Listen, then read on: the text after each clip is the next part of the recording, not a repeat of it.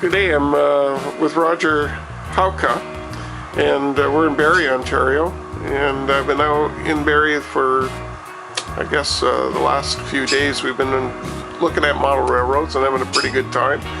And so today we're having a look at this fine HO scale railroad. You've been working on this railroad for how long, Roger?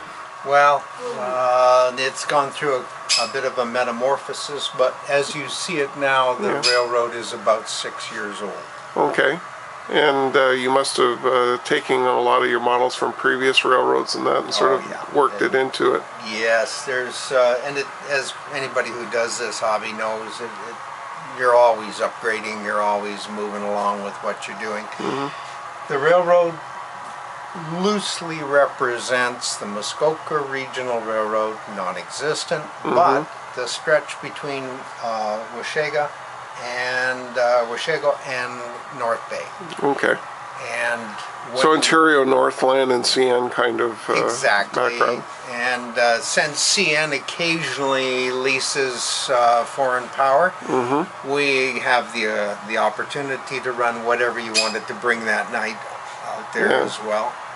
So the guys get to bring their favorite local if they don't have a place to run it. And so you do have an operating group here that gets together on a fairly regular basis? Yeah, we're up to about 12 folks, and we run once a month, and we run in an afternoon, Saturday afternoon, so if they want and they're from out of town, they can drop their significant other off at the shopping mall, and we only run for 3 hours, 1 to 4, and doesn't eat up your entire day that way.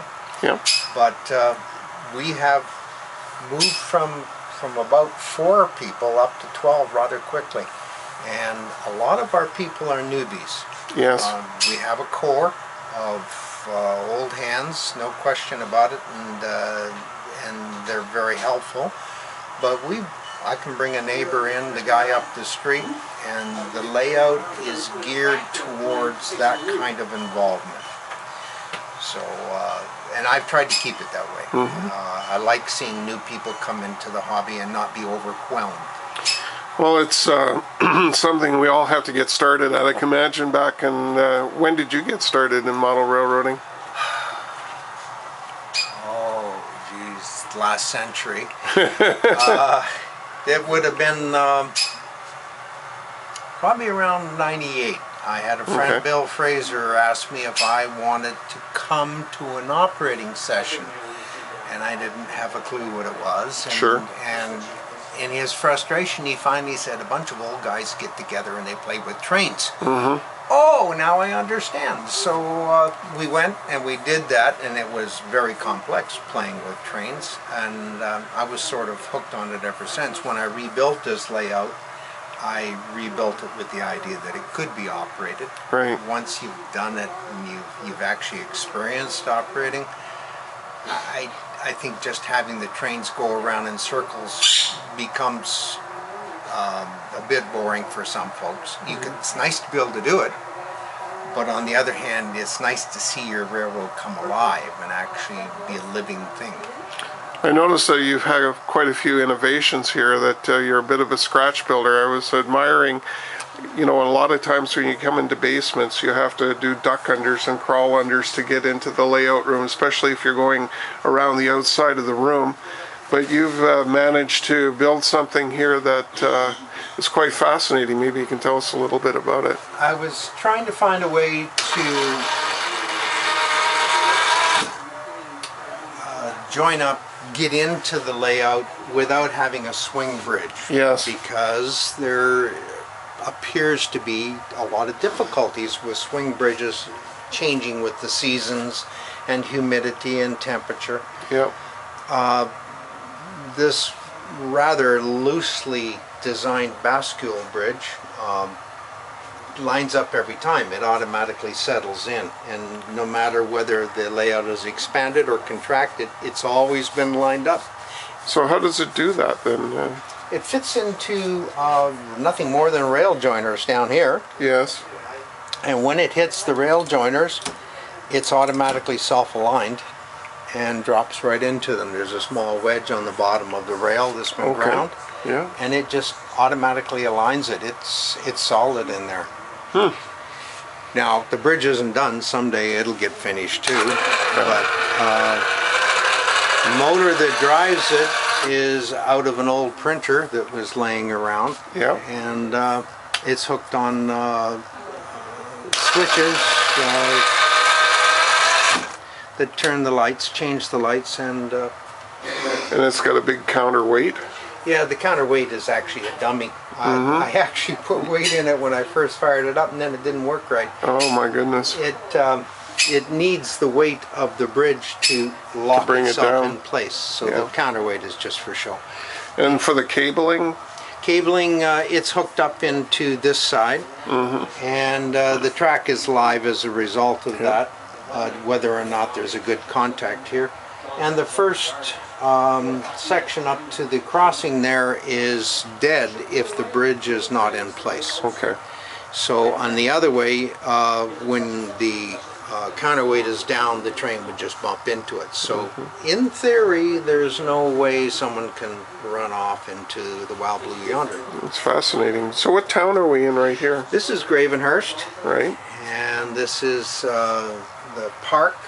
If you, So a lot of prototypical scenes then, eh? I try to at least give a nod towards what is in each town. Right. For example, there is a clock tower downtown in Gravenhurst, and we have one. There is a national bank down there. And the station, it looks like it's photo It is, created, eh? Yeah, it's a photograph of the rail station. And so you just cut out the sections and put them together on a form. Yes, and the apartment building behind it, and then Terry's Independent as well. The variety store, that white building, that's just a stand-in, but someday it'll be scratch built and done up as the real one. A clever way to do it. So this goes from Washago up to North Bay, and this is the representation of the where the layout typically starts in a Washago. It does indeed. Right now we have some very foreign power coming through. This is one of a friend of mine's engines that I just put the decoder and the sound system in. Yeah. Big old turbine. But we'll run it through, and then CN will send it back to him. There is kind of a typical junkyard down there. This part of Washago on the far side of the tracks kind of lives up to its name there.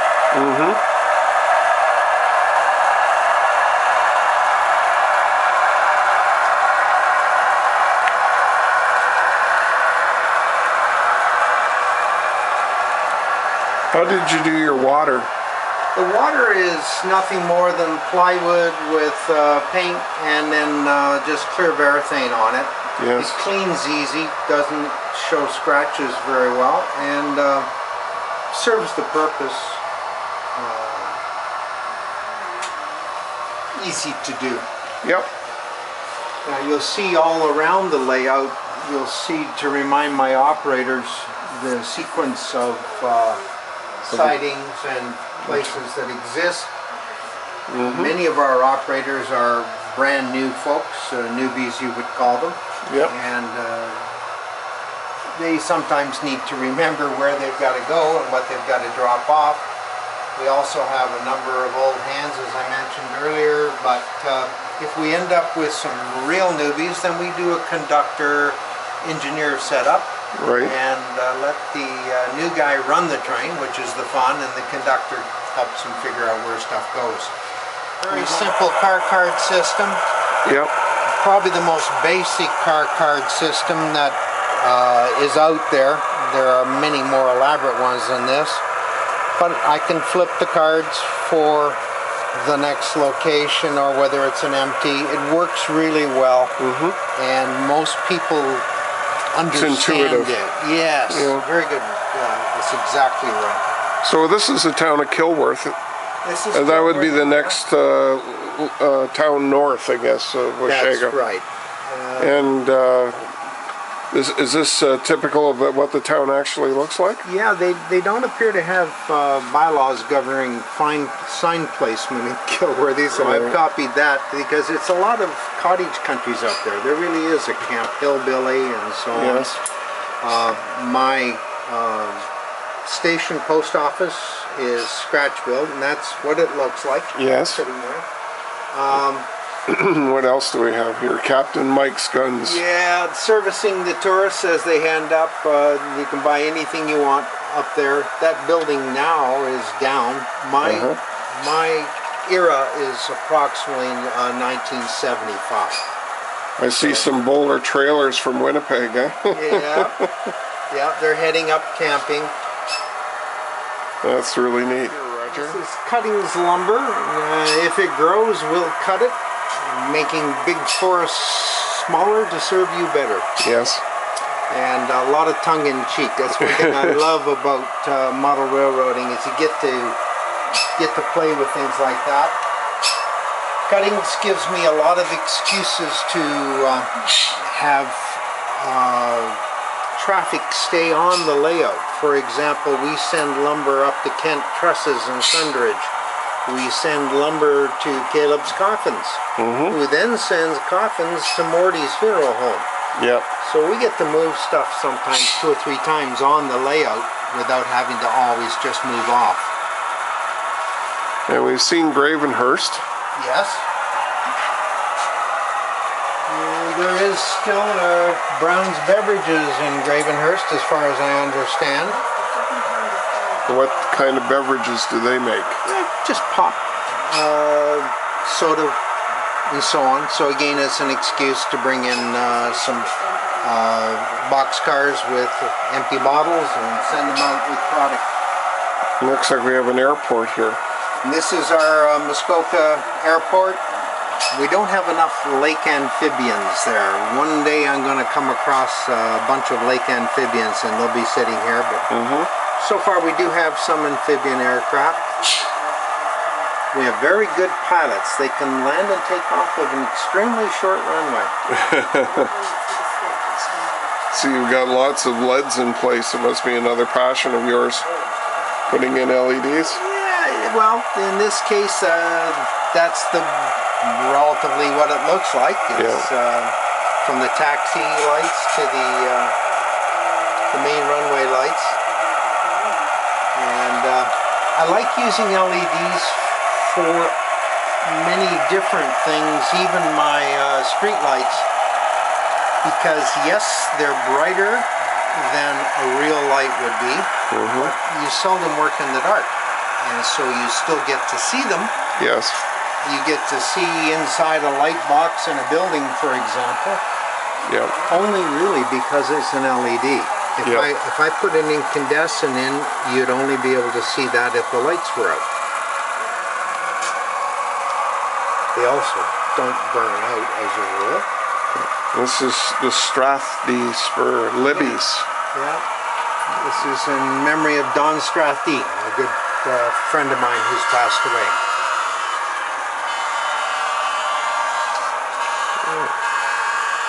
Marble and granite. Yeah. So these are typical types of industries that you would find along the Ontario North Lines, right? Yes. And if you recall, heading up Highway 11, there is a large dinosaur at the side. This is a nod to that dinosaur. Yep. And he becomes the Dino Burger, home of the T-Rex 4-pounder. And then there's the No-Tell Motel. There really is a yellow motel up this road, but I don't think that's their actual name. Yeah, it probably would only bring in certain kinds of customers, I suppose. I refuse to speculate on the moral nature of any of their customers. And you have 3 bridges here?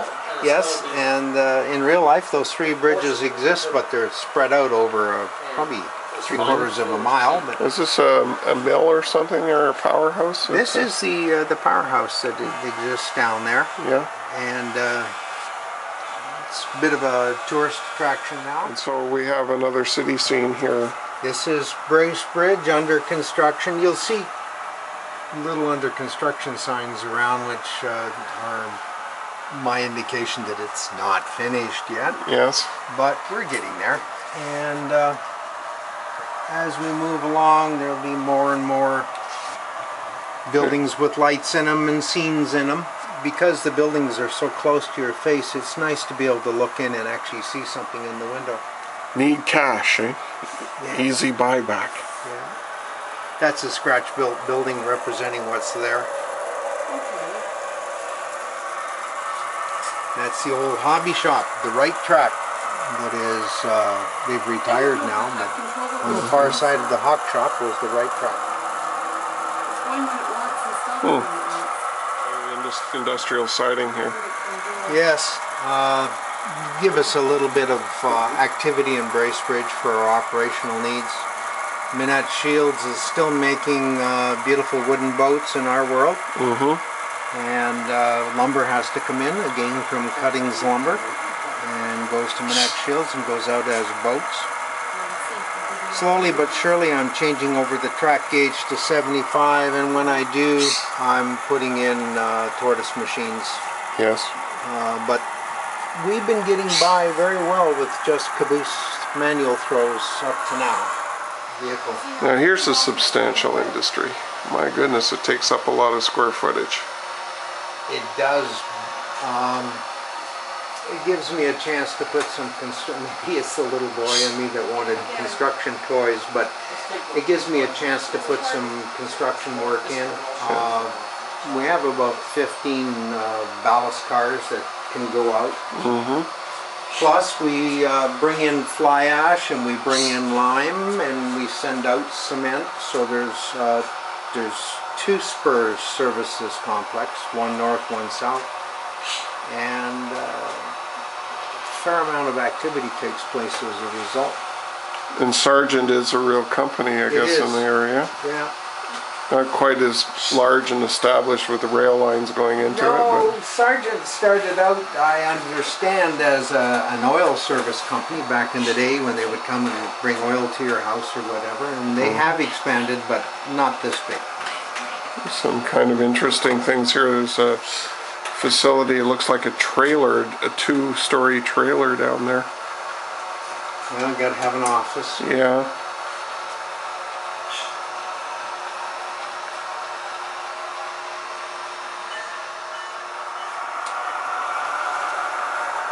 Famous Red River Mine shows its ugly head again, eh? Oh, yes. It is the mine, eh? Yeah. The Dutchman mines. But it's a great little mine for work. Like, yes. There's a lot of work that takes place getting the cars in and out. Mm-hmm. And who knew that they found coal in Huntsville? Who would have thought it, eh? But it's been great for the economy. Yeah. And it looks like an industrial switcher specific for the mine.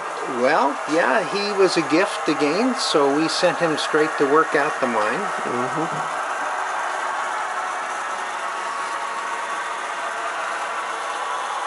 There's a nice representation of the lake, I guess, up in, which place are we at now, Huntsville? Yeah, that's Hunter's Lake, and that's... So we're looking at a 2-foot depth, roughly 2.5 feet here, and all on the other far side of the lake, you've got all these little miniature cottages that are cutouts from photographs, I take it, of There's real estate.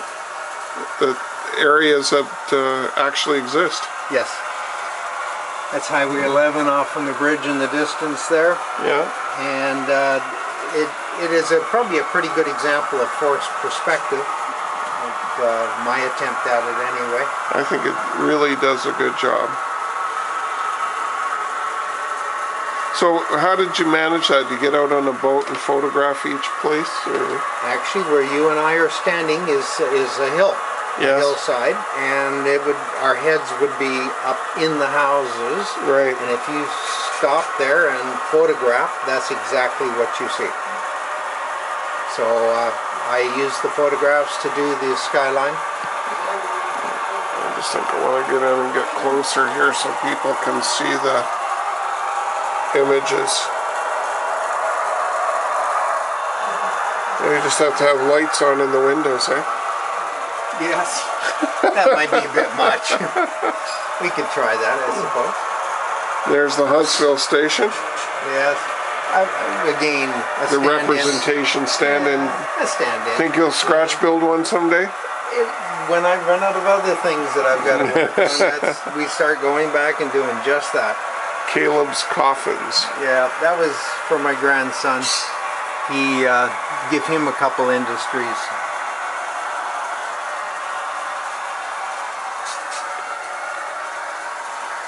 And big old plastic. There is a KWH pipe that is actually bigger than what that one is. And they use, they make pipe for... Big old pipe, drainage pipe. For drainage. Yeah. Manufactured out of plastic pellets. Yeah. Very nice. And this is a rather interesting inverse here. You have the farms down low and the track running high in the background. Yeah, well, I have a lot of little people come to visit, and this is kind of like at eyeball level for 5- and 6-year-olds and 7-year-olds. Things you don't mind getting them close to and having a... They're very good. Yeah. I really have not had any I've had hundreds, if not more, visitors, and I think the kids you have to watch are the 40-year-olds. That's true. They want to touch it to see if it's real or not. Yeah, for some reason. Is that water wet? Yeah, exactly. It's a nice bridge scene right there.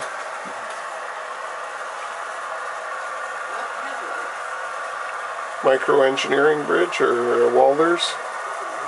No, that's an Atlas. Atlas bridge.